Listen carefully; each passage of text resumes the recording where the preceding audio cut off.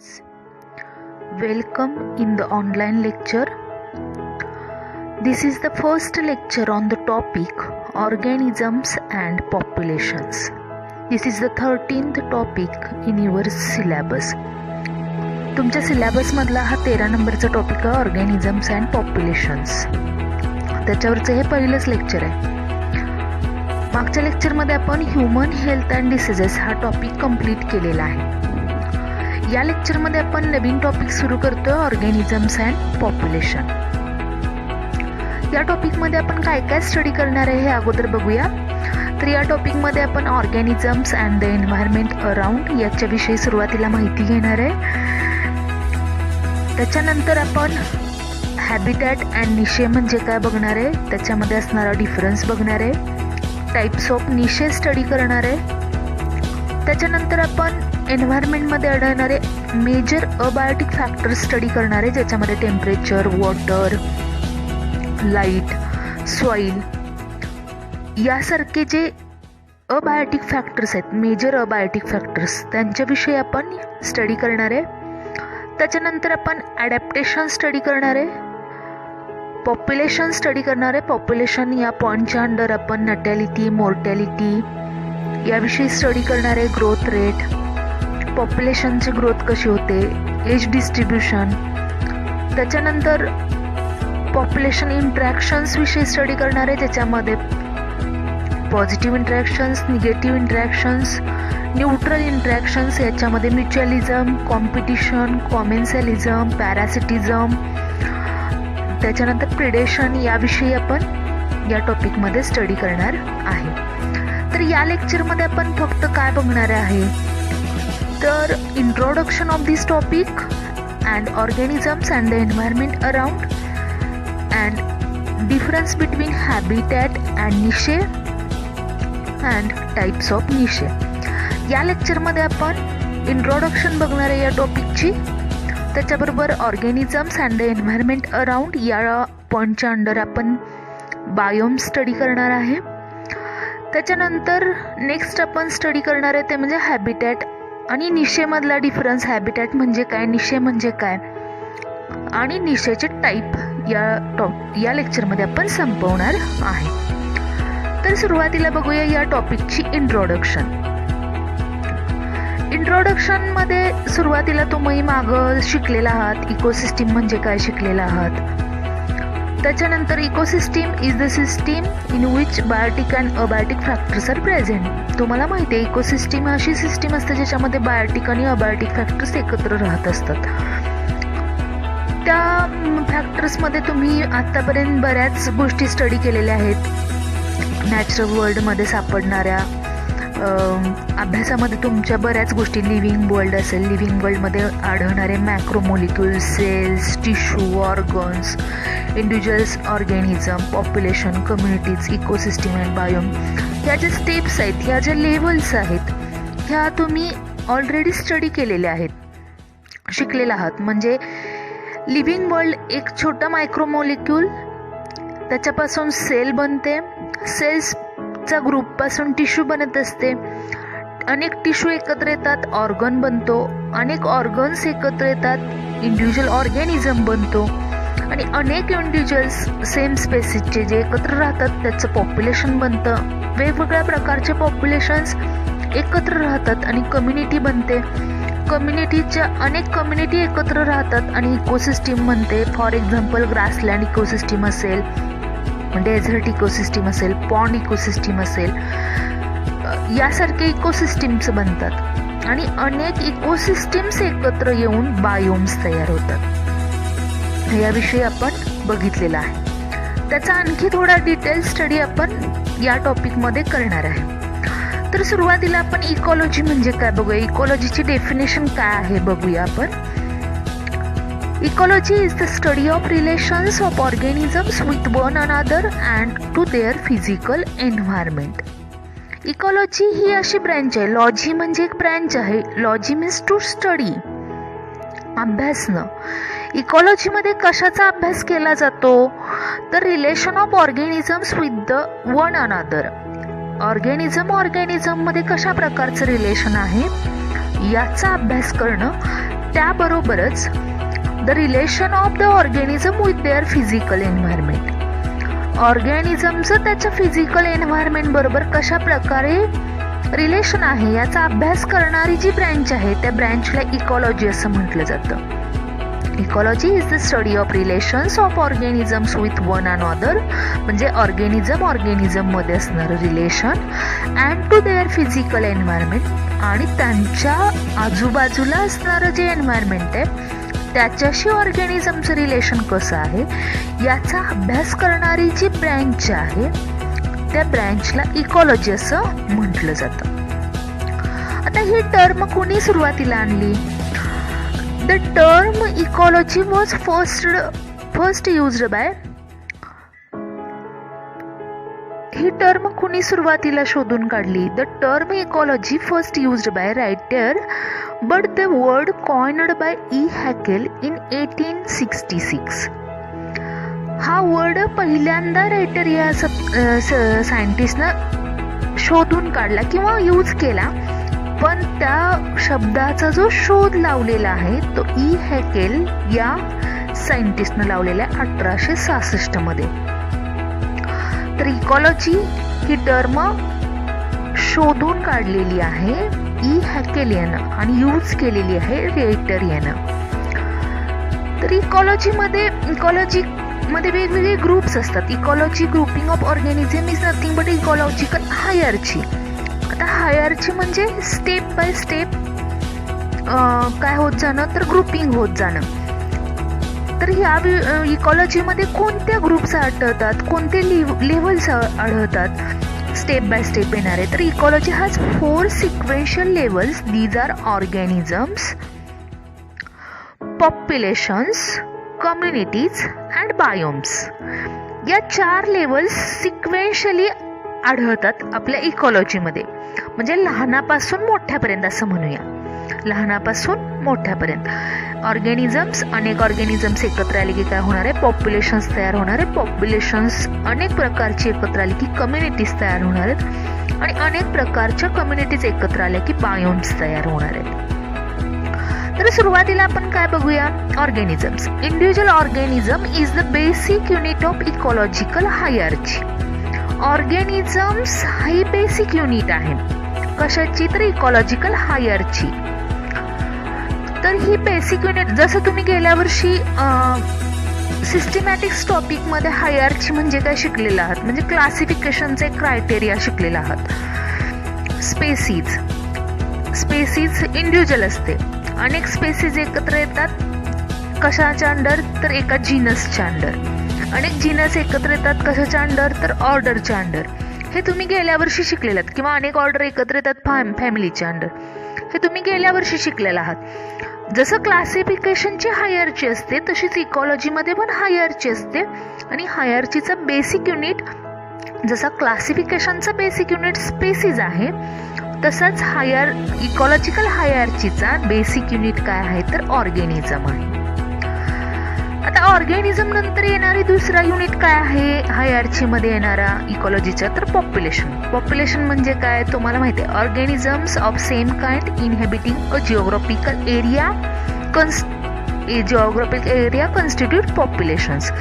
एकाच प्रकारचे organisms of same kind, एकाच प्रकारचे, एकाच स्पेसीजचे म्हणूया आपण, इनहॅबिटिंग अ जिओग्राफिकल एरिया, एका जिओग्राफिकल एरियामध्ये राहतात, आणि सगळ्यांचं मिळून मग काय तयार होतं? पॉप्युलेशन तयार होतं. काय तयार होतं? पॉप्युलेशन तयार होतं. आता पुढे काय बघणार आहे आपण? कम्युनिटीज बघणार आहे. Several populations of different species in a particular area constitute community that interact with one another in several ways. आता कम्युनिटीज कशा तयार होतात? तर several populations of different species, अनेक प्रकारच्या स्पेसीजची पॉप्युलेशन्स काय करतात? तर एकाच जिओग्राफिकल एरियामध्ये राहतात. That interact with one another in several ways. वेगवेगळ्या प्रकारे ते एकमेकांमध्ये इंटरॅक्शन करतात, आणि यालाच काय म्हटलं जातं? कम्युनिटी असं म्हटलं जातं. समाज म्हणूया आपण. जसा आपला समाज आहे ज्याच्यामध्ये वेगवेगळ्या कास्टची लोक राहतात आणि एकमेकांमध्ये इंटरॅक्शन चालतं. तसंच इकॉलॉजीमध्ये पण कम्युनिटी आहे.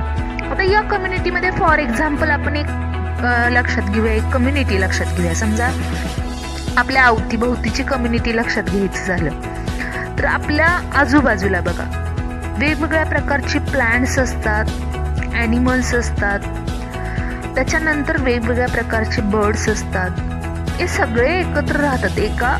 आता समजा एक गाव असेल आपलं, तर त्या गावामध्ये एक कम्युनिटी असं समजूया आपण. गाव म्हणजे एक कम्युनिटी असं समजलं तर त्याच्यामध्ये लोक राहतात, वनस्पती राहतात, बर्ड्स राहतात, ॲनिमल्स राहतात आणि सगळ्यांमध्ये इंटरॅक्शन चालू असतं वेगवेगळ्या प्रकारचं. तर याला काय म्हटलं जातं तर कम्युनिटी असं म्हटलं जातं.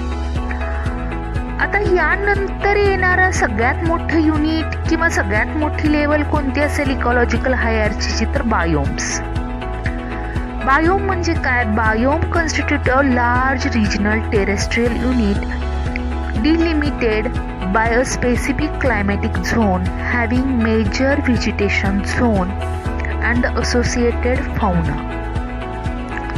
बायोम म्हणजे काय येतं तर लार्ज रिजनल टेरेस्ट्रियल युनिट, खूप मोठं असणारं टेरेस्ट्रियल म्हणजे जमिनीवरती असणारं खूप मोठं युनिट, ज्याच्यामध्ये स्पेसिफिक क्लायमॅटिक झोन असतं, हॅव्हिंग मेजर व्हेजिटेशन, खूप प्रमाणात प्लांट्स असतात, अँड असोसिएटेड फाउना म्हणजे खूप प्रकारचे ॲनिमल्स त्याच्यामध्ये असतात. आणि या सगळ्या लार्ज युनिटला काय म्हटलं जातं तर बायोम म्हटलं जातं. म्हणजे अनेक कम्युनिटीज एकत्र राहतात आणि काय तयार होतं? बायोम तयार होतं. आता याच बायोम विषयी आपण किंवा किती प्रकारच्या बायोम्स आपल्या एन्व्हायरमेंटमध्ये आढळतात हे आपण ऑर्गॅनिझम्स अँड एन्व्हायरमेंट अराउंड याच्यामध्ये स्टडी करणार आहे. तर ऑर्गॅनिझम्स आणि एन्व्हायरमेंट याच्या स्टडी करण्यापूर्वी आपण या टॉपिकमध्ये काय स्टडी करतोय? मेजॉरिटीली स्टडी करतोय ऑर्गॅनिझम्स अँड पॉप्युलेशन. पहिल्या 2 लेवल्स आपण या टॉपिकमध्ये स्टडी करणार आहे. This is about the introduction of this topic. ही इंट्रोडक्टरी पार्ट आहे या टॉपिकचा. त्याच्यामध्ये काय बघितलं आपण? इकॉलॉजीची डेफिनेशन बघितली, हा वर्ड कोणी फर्स्टली कॉइन केला बघितलं. त्याच्यानंतर आपल्या इकॉलॉजिकल हायरार्कीमध्ये येणारे 4 सिक्वेन्शियल लेवल्स बघितल्या आणि त्याची माहिती घेतली आपण. तर सुरुवातीचा जो पॉइंट आहे आपल्या टॉपिक मधला तो आहे ऑर्गॅनिझम्स अँड एन्व्हायरमेंट अराउंड.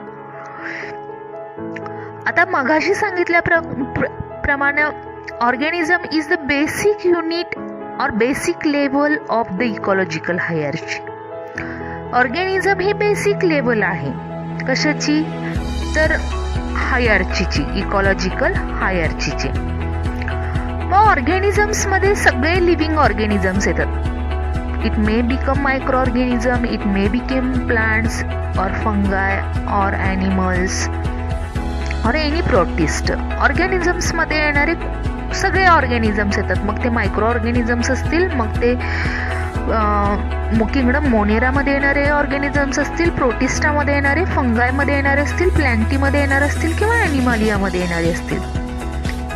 तर जनरली इकॉलॉजी म्हणजे काय आपण बघितलं तर ecology at the level of organism is basically the study of animals or plant physiology which help us to understand how the organism are adapted to their environments, not only for their survival but also for propagation.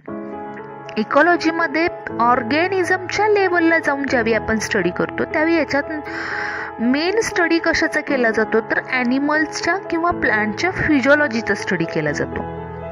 कशासाठी? काय समजण्यासाठी? तर कशा प्रकारे organism त्याच्या आजूबाजूला असणाऱ्या एन्व्हायरमेंटला adapt झाला, अनुकूल झाला. आणि ही अनुकूलता फक्त सर्वायवलसाठी असते का तर नाही, त्याच्याबरोबरच त्यांना कशासाठी अडॅप्ट झालेला असतो तर for the propagation. Propagation means reproduction और मल्टिप्लिकेशन. तर रिप्रोडक्शन करण्यासाठी किंवा त्याचं स्वतःचं मल्टिप्लिकेशन करण्यासाठी, many number of copies produce करण्यासाठी तो काय झालेला असतो ऑर्गॅनिझम त्याच्या एन्व्हायरमेंट बरोबर अडॅप्ट झालेला असतो. तर याचा स्टडी जनरली महत्त्वाच्या बेसिक युनिटमध्ये ऑर्गॅनिझम्स आणि एन्व्हायरमेंट अराउंडमध्ये केला जातो. काय स्टडी केलं जातं तर ॲनिमलची आणि प्लांटची फिजिओलॉजी स्टडी केली जाते. आता तुम्ही मागं जॉग्रफीमध्ये शिकलेला आहात की आपली अर्थ जी आहे ती सनच्या अराउंड फिरत असते, बरोबर आहे. सूर्याच्या भोवती आपली अर्थ गोल गोल फिरत असते आणि एक फेरी पूर्ण करण्यासाठी तिला 365 दिवसांचा म्हणजे एका वर्षाचा कालावधी लागतो. आणि ज्यावेळी ती ही फिरत असते अर्थ सूर्याच्या भोवती, ती फिरत असल्यामुळं आपल्याकडं सीझन्स तयार होतात. आणि मग हे सीझन्स ॲन्युअली वेगवेगळे असतात. म्हणजे मग विंटर असेल, समर असेल, रेनी सीझन असेल.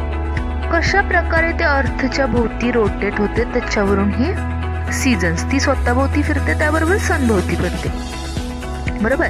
You have studied in earlier classes about the rotation of earth around the sun and the tilt of its axis causes season. याच्यामुळं काय निर्माण होतात? सीझन निर्माण होतात. These seasons with annual variations in precipitation in the form of rain and snow give rise to formation of major biomes of earth.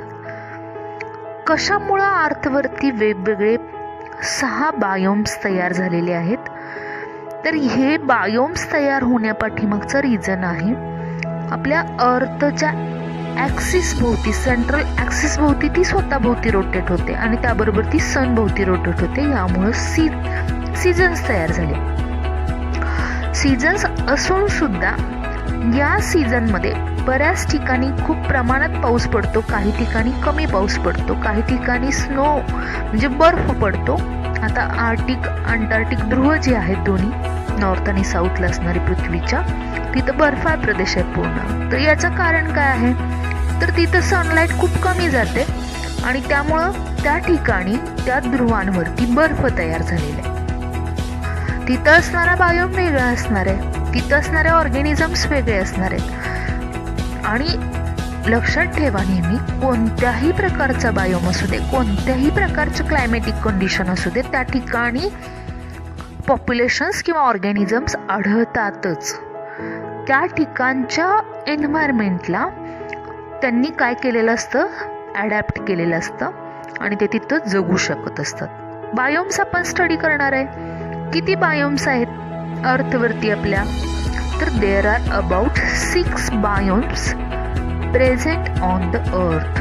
आपल्या अर्थवरती जवळपास 6 biomes आहेत. कोणते 6 बायोम्स आहेत? तर फर्स्ट डेझर्ट बायोम, वाळवंटी प्रदेशात येणारा बायोम.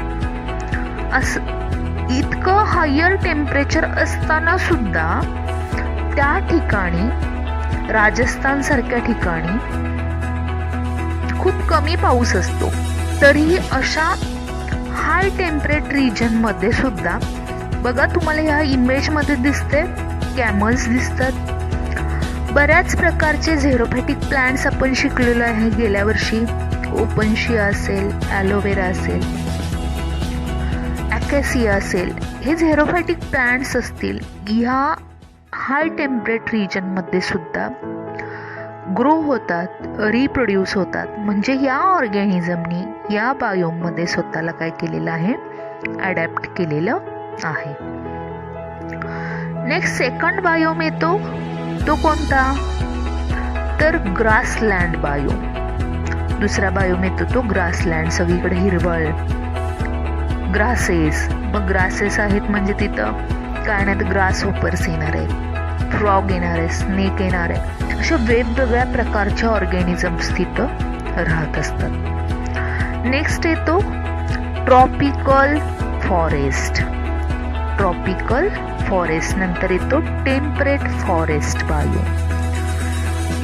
इथं खूप प्रमाणात पाऊस असतो. टेम्परेट फॉरेस्टमध्ये असेल किंवा ट्रॉपिकल फॉरेस्टमध्ये असेल, अशा ठिकाणी जनरली ट्रॉपिकल फॉरेस्टमध्ये खूप रेन असतो, खूप पाऊस असतो, त्यामुळे तिथे हिरवळ पाणी नेहमी दिसतं. त्याच्यानंतर टेम्परेट फॉरेस्टमध्ये मिक्स असं समजूया आपण, म्हणजे तिथं लिव्स फॉल होतात परत येतात, असं असणारं टेम्परेट फॉरेस्ट. नेक्स्ट आहे coniferous forest. Coniferous forest biome का म्हटलेलं आहे तर कोन लाईक प्लांट्स असतात सगळे. कोन लाईक प्लांट्स म्हणजे कोन टाईप किंवा कोन आकाराचे असे ते प्लांटचं स्ट्रक्चर असतं, म्हणून त्याला कोनिफरस फॉरेस्ट असं म्हटलं जातं. आणि शेवटचा बायोम येतो 6th बायोम, टुंड्रा बायोम. म्हणजे हा कुठं आढळतो तर बर्फाळ प्रदेशामध्ये आढळणारा हा बायोम आहे. आणि हा 6ही बायोम विषयी तुम्ही ऑलरेडी जॉग्राफीमध्ये स्टडी केलेलं आहे.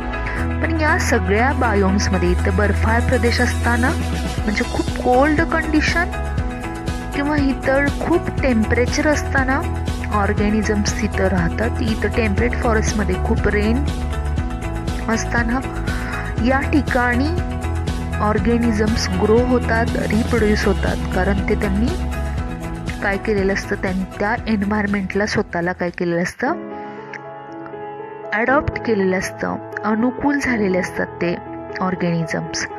आणि मग ऑर्गॅनिझम्स राहणारं जे ठिकाण आहे, मग ते डेझर्ट बायोम असेल, ग्रासलँड बायोम असेल, ट्रॉपिकल फॉरेस्ट असेल, टेम्परेट फॉरेस्ट असेल, कोनिफरस फॉरेस्ट असेल किंवा टुंड्रा बायोम असेल, या सगळ्या ठिकाणी राहणाऱ्या ऑर्गॅनिझम्स किंवा ते राहण्याचं जे त्यांचं ठिकाण आहे त्या ठिकाणाला काय म्हटलं जातं तर हॅबिटॅट असं म्हटलं जातं. आणि त्या हॅबिटॅटमध्ये त्या ऑर्गॅनिझमचं रिलेशन त्याच्या अबायोटिक फॅक्टर्समध्ये सुद्धा येतं. म्हणजे अबायोटिक फॅक्टर्स सुद्धा त्याच्यावरती इफेक्ट करतात आणि मग त्यानुसार त्याचं काय होत असतं, ॲडॅप्टेशन होत असतं. मग त्याच्यामध्ये येणारे बायोटिक आणि अबायोटिक फॅक्टर्स इफेक्ट कसे करतात याच्याविषयी आपण ॲडॅप्टेशनमध्ये स्टडी करणार आहे. बायोटिक फॅक्टर्समध्ये प्लांट्स येतात, पॅथोजन्स येतात, पॅरासाइट्स येतात, प्रिडेटर्स येतात किंवा ऑर्गॅनिझम्स सगळ्या प्रकारचे येतात. अबायोटिक फॅक्टर्समध्ये मगाशी सांगितल्याप्रमाणे लाईट असेल, टेम्परेचर असेल किंवा विंड असेल, सॉईल असेल, ह्या सगळ्याचा समावेश कशामध्ये होतो, अबायोटिक फॅक्टर्समध्ये, जे सगळ्याच गोष्टींमध्ये किंवा सगळ्याच बायोम्समध्ये प्रेझेंट असतात, बायोटिक आणि अबायोटिक फॅक्टर्स. तर या टॉपिकमधला आपण नेक्स्ट पॉईंट स्टडी करणार आहे तो म्हणजे हॅबिटॅट आणि निशे.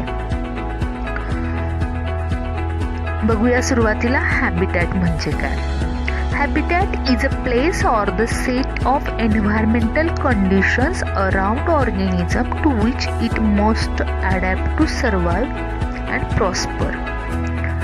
प्रॉस्पर म्हणजे वाढणे, त्याची संख्या वाढणे म्हणा किंवा त्याची ग्रोथ होणे, रिप्रोडक्शन होणे. हॅबिटॅट इज अ प्लेस अशी ठिकाण आहे जे or the set of environmental conditions, तो एक सेट आहे एन्व्हायरमेंटल कंडिशनचा, अराउंड ऑर्गॅनिझमच्या बाजूला असणारा, भोवती असणारा, to which it must adapt to survive and prosper. जो काय झालेला आहे ऑर्गॅनिझमनं ज्याच्यामध्ये तो अडॅप्ट झालेला आहे, सर्वाइव्ह झालेला आहे आणि प्रॉस्पर म्हणजे त्यांना रिप्रोडक्शन सुरू करून स्वतःचं मल्टिप्लिकेशन केलेलं आहे. अशा प्लेसला काय म्हटलं जातं, हॅबिटॅट असं म्हटलं जातं.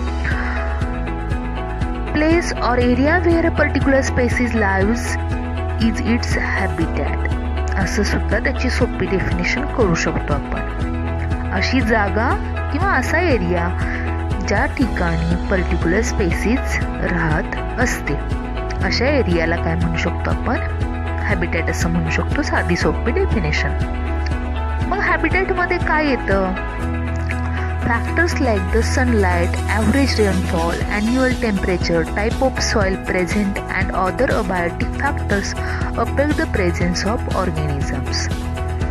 हॅबिटॅटमध्ये येणारे सगळे अबायोटिक फॅक्टर्स हे काय करत असतात तर ऑर्गॅनिझमवरती अफेक्ट करतात. These factors help in determining the presence of the particular type of species in the environment.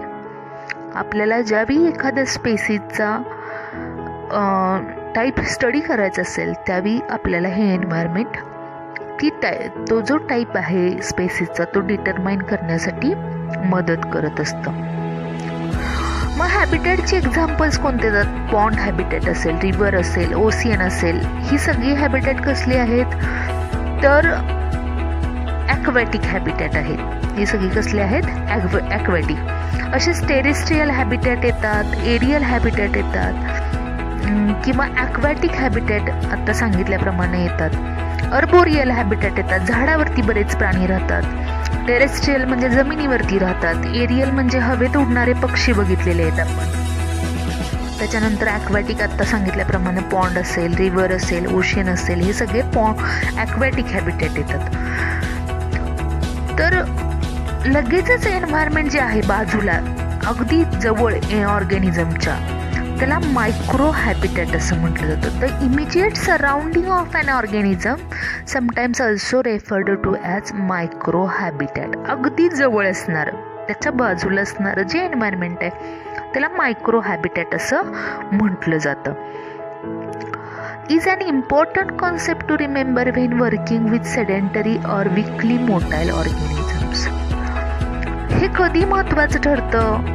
ज्यावेळी आपण एखाद्या सेडेंटरी ॲनिमलचा स्टडी करत असू किंवा एखाद्या वीकली मोटाईल ऑर्गॅनिझमचा, म्हणजे कधी तर हालचाल करणारा, किंवा सेडेंटरी म्हणजे सुप्त अवस्थेत म्हणूया, किंवा वाळूमध्ये घुसल्यासारखा असा सुप्त अवस्थेत असणारा सेडेंटरी जो ॲनिमल आहे त्याच्यामध्ये, किंवा रॉक्सना अटॅच्ड असतात बरेच ॲनिमल्स.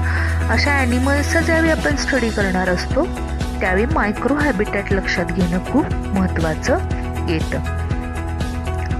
तर अशा प्रकारे हॅबिटॅटची डेफिनेशन किंवा हॅबिटॅट विषयी आपण बघितलेलं आहे. त्यानंतर पुढची कन्सेप्ट आपल्याला स्टडी करायची ते म्हणजे निशे. आता निशे ही जी कन्सेप्ट आहे, the term niche was first time used by J Grinnell. जे ग्रीनेल या सायंटिस्टनं पहिल्यांदा या कन्सेप्टचा यूज केला, या टर्मचा यूज केला 1917 साली जे ग्रीनेल या सायंटिस्टनं. तर निशे म्हणजे बऱ्याच जणांचं खूप जमलिंग आहे, म्हणजे ही टर्म नक्की काय आहे हे लक्षात येत नाही, किंवा बऱ्याच जणांना ते लक्षात आलेलं नाही. तर जनरली निशे कशासाठी वापरला जातो word? The term niche is used to denote the functional role played by an organism in its environment. Generally ही कन्सेप्ट कशासाठी वापरली जाते? तर ऑर्गॅनिझमचा जो रोल आहे त्याच्या एन्व्हायरमेंटमध्ये असणारा, त्याच्यासाठी वापरली जाणारी कन्सेप्ट म्हणजे निशे आहे, हे लक्षात ठेवा. ऑर्गॅनिझमच्या त्याच्या एन्व्हायरमेंटमध्ये असणारा रोल म्हणजे काय आहे? तर त्याच्या निशे आहे असं लक्षात ठेवा. आणखी काय सांगू शकतो आपण निशेविषयी? तर niche is described as a position of a species in the environment. कशा प्रकारचे पोझिशन? तर in the environment, like what they do for their survival. ते काय करतात स्वतःच्या सर्वायवलसाठी. How they fulfil their needs of shelter, food. ते कशा प्रकारे त्यांचं राहण्याचं ठिकाण मिळवण्यासाठी किंवा फूड मिळवण्यासाठी प्रयत्न करतात. हे सगळं म्हणजे काय आहे? ह्याचा अभ्यास म्हणजे काय आहे? तर निशे आहे. आणखी काय बघू शकतो? Niche deals with the flow of energy from one organism to another and hence it is important to understand what an organism eats, how it interacts with other organism etcetera. Niche म्हणजे काय? Niche कशाशी related येतं? तर flow of energy from one organism to another organism. एका ऑर्गॅनिझमकडून दुसऱ्या ऑर्गॅनिझमकडे एनर्जीचा flow होते. आपण अन्नसाखळीमध्ये अगोदर ही विज्ञानात शिकलेलो आहोत. अन्नसाखळीमध्ये बघा, सगळ्यात पहिल्यांदा प्रोड्युसर्स कोण येतात? तर ग्रीन प्लांट्स येतात. सेकंड येतात तर कोण येतात? तर हर्बिव्हरस ॲनिमल्स येतात. त्याच्यावरती प्रायमरी कार्निव्होरस, त्याच्यावरती सेकंडरी कार्निव्होरस, त्याच्यावरती टर्शरी कार्निव्होरस. असा एनर्जीचा फ्लो होत राहतो आणि मग ते एकमेकांमध्ये कशा प्रकारे इंटरॅक्ट करतात याचा अभ्यास म्हणजे काय आहे? तर निशे आहे. As soon as the niche is left vacant, other organism fill that position. समजा एखादी लेव्हल व्हॅकंट असेल, रिकामी असेल, तर दुसरा ऑर्गॅनिझम तिथं ती जागा काय करत असतो? भरून काढत असतो. The niche is specific to each species, which means no two species can share the same niche. एकच निशे दोन स्पेसीज शेअर करू शकत नाही. एकाच निशेमध्ये दोन स्पेसीज राहू शकत नाही. फॉर एक्झाम्पल बघा, आता आपण एखादं एक्झाम्पल जर घ्यायचं झालं समजा, तर वॉल लिझार्डचे घेऊया. म्हणजे वॉल लिझार्ड ज्यावेळी भिंतीवरती राहत असते त्यावेळी त्याच भिंतीवरती दुसरा रेप्टिलियन ॲनिमल म्हणजे तिथंच त्याच हॅबिटॅटमध्ये तिथंच त्याच ठिकाणी दुसरा एखादा ॲनिमल रेप्टाईलमध्ये असणारा तिथं राहू शकत नाही. म्हणजे एका स्पेसीजच्या ऑर्गॅनिझम एका निशेमध्ये फाउंड होतात. दोन वेगवेगळ्या स्पेसीज एकत्र निशेमध्ये राहू शकत नाही. If the species creates its own unique niche in an ecosystem, it would be help in reducing competition for resources among species. ज्यावेळी एखादी स्पेसीज एन्व्हायरमेंटमध्ये स्वतःचा असा निशे बनवते त्यावेळी तिथलं कॉम्पिटिशनचा जो रेट आहे तो कमी होतो. मग असे सांगितलं की एका निशेमध्ये दोन ऑर्गॅनिझम्स राहू शकत नाहीत, त्यामुळं तिथं कॉम्पिटिशन होणार आहे का? दोन वेगवेगळ्या स्पेसीज एकत्र आल्या की कॉम्पिटिशन होणार आहे. पण इथं एकाच इकोसिस्टीममध्ये एकाच स्पेसीजमध्ये युनिक असं त्याचा निशे बनवलेला आहे, तर तिथं कॉम्पिटिशनचा प्रश्न येतोय का? नाही येणार. By taking an example of a bird, आपण एखादं एक्झाम्पल घेऊया बर्डचं. कुठल्या बर्डचं घेऊया बघा, स्पॅरो घेतली समजा, तर स्पॅरो काय आहे? ग्रेनिहोरस ॲनिमल आहे. ग्रेनिहोरस समजा बर्ड आहे, तर स्पॅरो ग्रेनिहोरस आहे. तर काही बर्ड्स कसे आहेत तर इन्सेक्टिव्होरस झालेले आहेत. काही बर्ड्स कसे झाले आहेत तर फ्रूट इटिंग झालेले आहेत.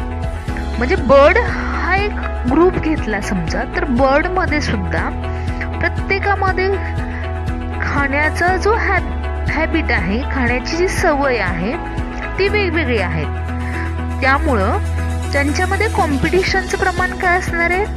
कमी असणार आहे. येते लक्षात? म्हणजे ग्रेन खाणारे बर्ड्स वेगळे आहेत इटिंग हॅबिट्समध्ये. त्याच्यानंतर इन्सेक्टिव्होरस बर्ड्स वेगळे आहेत. त्याच्यानंतर इन्सेक्टिव्होरस बर्ड्स नंतर कुठले येतात तर फ्रूट्स खाणारे असतील.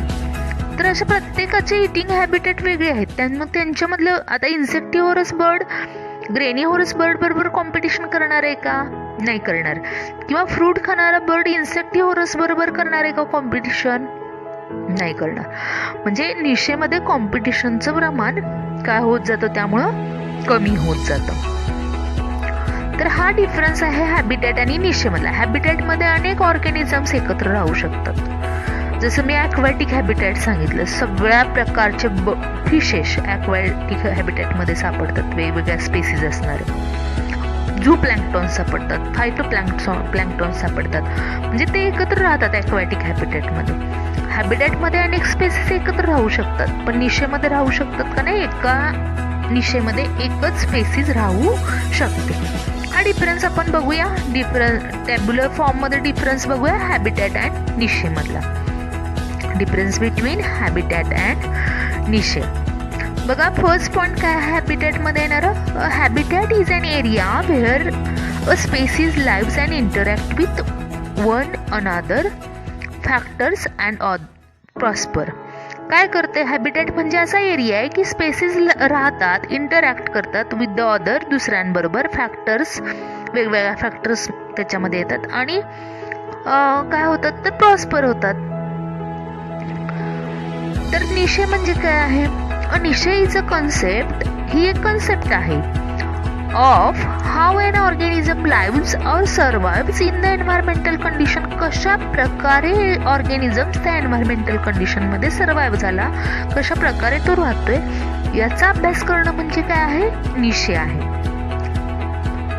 सेकंड बघूया, habitat consist of numerous niches. एकाच हॅबिटॅटमध्ये अनेक निशेज असू शकतात. But niche do not contain such components. एका निशेमध्ये परत दुसरे निशे असणार आहेत का? नाही. पण हॅबिटॅटमध्ये अनेक निशे असतात. Effect of temperature, rainfall and other abiotic factors. हॅबिटॅटवरती टेम्परेचरचा, रेनफॉलचा आणि अदर अबायोटिक फॅक्टरचा इफेक्ट होत असतो. तसं निशेवरती नाही. निशेमध्ये काय होत राहतं? Flow of energy from one organism to other through ecosystem. एका इकोसिस्टीममध्ये एका ऑर्गॅनिझमकडून दुसऱ्या ऑर्गॅनिझमकडे काय होत राहते? तर एनर्जी फ्लो होत राहते. फोर्थ डिफरन्स काय? Habitat supports numerous species at a time. एका वेळी एका हॅबिटॅटमध्ये अनेक स्पेसीज राहू शकतात. तसं निशेमध्ये आहे का? नाही. Niche supports a single species at a time. एका वेळी एका निशेमध्ये एकच स्पेसीज असते. Habitat is a physical place. ही काय आहे? हॅबिटॅट म्हणजे फिजिकल प्लेस आहे, राहण्याचं ठिकाण आहे. Niche is an activity performed by organism. Niche म्हणजे काय आहे? ॲक्टिव्हिटी आहे. ऑर्गॅनिझमनं केलेली ॲक्टिव्हिटी म्हणजे काय आहे? निशे आहे. Habitat is species specific. Habitat is not species specific. Habitat काय आहे? स्पेसीज स्पेसिफिक नाही. निशे इज स्पेसीज स्पेसिफिक. निशे कसा आहे? स्पेसीज स्पेसिफिक आहे. प्रत्येक निशेमध्ये फक्त एकच स्पेसीज फाउंड होणार, पण एका हॅबिटॅटमध्ये अनेक स्पेसीज सापडू शकतात. This is the difference between the habitat and niche. हा डिफरन्स आहे हॅबिटॅटमधला आणि निशेमधला. आता नेक्स्ट पॉइंट आपल्याला काय स्टडी करायचा आहे? तो आहे 3 types of niches are found around the environment. आपल्या आजूबाजूच्या एन्व्हायरमेंटमध्ये 3 प्रकारचे निशे सापडतात किंवा असतात. त्यातला पहिला निशे कोणता आहे बघा? Spatial or habitat niche. आता स्पॅशल ऑर हॅबिटॅट निशे म्हणजे काय? It deals with the physical space occupied by the organism. Habitat म्हणजे फिजिकल स्पेस आहे. कोणती फिजिकल स्पेस ऑर्गॅनिझमनं ऑक्युपाय केली त्या स्पेसला किंवा त्या टाईपच्या निशेला काय म्हटलं जातं? स्पॅशल ऑर हॅबिटॅट निशे असं म्हटलं जातं. Second, trophic niche. Trophic niche म्हणजे काय? It is on the basis of trophic level of an organism in a food chain. Trophic level जे असतात फूड चेन मधल्या, मगाशी सांगितल्याप्रमाणे producers, herbivorous animals, primary carnivorous, secondary carnivorous, tertiary carnivorous, हे ज्या levels आहेत या लेवलमध्ये कोणत्या लेवलमध्ये हा ऑर्गॅनिझम सापडतो किंवा असतो ती त्याची काय असते? ट्रॉपिक निशे असते. तिसरा प्रकार आहे multidimensional or hypervolume niche. म्हणजे काय बघा? It considers number of environmental factors. मग एन्व्हायरमेंटल फॅक्टर्स कोणते? Both biotic and abiotic. The resulting space will be a hypervolume, not something that can be perceived by the human mind. This space is called the hypervolume niche. बघा, हायपरव्हॉल्यूम खूप मोठं असणारी जागा, multi dimensional खूप dimensions असणारी जागा, ज्याच्यामध्ये खूप प्रकारचे बायोटिक आणि अबायोटिक फॅक्टर्स येतात. हे बायोटिक आणि अबायोटिक फॅक्टर्समध्ये काही बायोटिक फॅक्टर्स किंवा अबायोटिक फॅक्टर्स आपण सुद्धा शोधलेले नाहीत. अशा सगळ्याचा मिळून एक हायपर व्हॉल्यूम तयार होतो. खूप मोठा अशी जागा तयार होते, हायपर व्हॉल्यूम म्हटलं जातं. आणि ती जागा, the space is called the hypervolume niche. ती जागा खूप मोठी आहे म्हणून त्या निशेला काय म्हटलेलं आहे? हायपर व्हॉल्यूम निशे असं म्हटलेलं आहे. त्याला दुसरं काय it is the position of an organism in the environmental gradient. सगळ्या एन्व्हायरमेंटच्या ग्रेडियंटमध्ये ऑर्गॅनिझमची पोझिशन काय आहे, त्या टाईपच्या निशेला काय म्हटलं जातं, हायपर व्हॉल्यूम निशे असं म्हटलं जातं. हे 3 तर बेसिक टाइप्स आहेतच निशेचे आपल्या भोवती सापडणारे, पण एकाच स्पेसिससाठी जर आपण कन्सिडर केलं, मी परत एकदा सांगते, एकाच स्पेसिससाठी जर आपण कन्सिडर केलं तर for every species there is a fundamental niche and a realise niche. प्रत्येक स्पेसिससाठी 2 निशे असतात, एक असतो फंडामेंटल, दुसरा असतो रिअलाइज्ड निशे. तर सुरुवातीला बघूया fundamental niche. Fundamental niche is the niche in the absence of all competitors. This is highly improbable in nature. Fundamental niche म्हणजे जिथं कॉम्पिटिशनच असत नाही, जिथं कॉम्पिटिटरच असत नाहीत, अशा निशेला फंडामेंटल निशे असं म्हटलं. जे खरं तर होऊ शकत नाही, इनप्रोबॅबल इन नेचर, असं होऊ शकत नाही. Hence, realized niche is more realistic approach in the presence of competition for the resources available in the habitat. हे नेहमीच होतं एका हॅबिटॅटमध्ये राहणाऱ्या ऑर्गॅनिझममध्ये जिथं कॉम्पिटिशन होतं, ती रिअलाइज्ड निशे आहे. म्हणजे ऑर्गॅनिझममध्ये नेहमीच काय असतं चालू, कॉम्पिटिशन चालू असतं. तर या जो निशे आहे त्याला रिअलाइज्ड निशे असं म्हटलं जातं, तो पर्टिक्युलर जो आहे त्याला. आणि फंडामेंटल निशेमध्ये कॉम्पिटिटरच नसतात, असं होऊ शकत नाही. असे प्रत्येक स्पेसिससाठी जर कन्सिडर केलं, एका स्पेसिससाठी, तर तिचे 2 निशे असणार, फंडामेंटल निशे आणि रिअलाइज्ड निशे.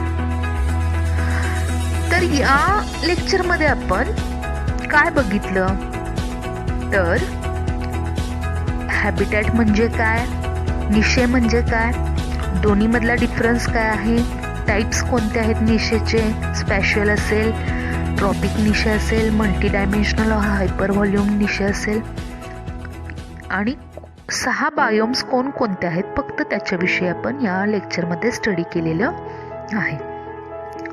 तर इथं आपण थांबतो या लेक्चरमध्ये.